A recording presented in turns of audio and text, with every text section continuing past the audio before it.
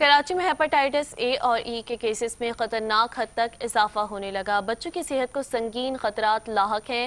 مزید جانتے ہیں ہماری نمائندہ عروج رضوی کی اس رپورٹ سے۔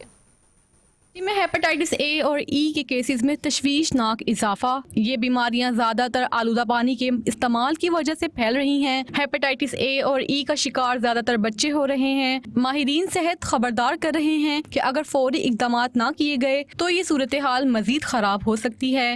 بچے موسٹلی یہ ہوتے ہیں کہ گھروں میں وہ ہوتے ہیں کہ بھاگ دوڑ میں ہوتے ہیں، کبھی کہاں پانی مل گیا کبھی کہاں مل گیا، وہ پی لیتے ہیں، تو بچوں کو یہ چیزیں بڑی ظاہر ہو جاتی ہیں۔ یہ بیماریاں جگر کو متاثر کرتی ہیں اور وقت پر علاج نہ ہونے کی صورت میں سنگین نتائج پیدا کر سکتی ہیں۔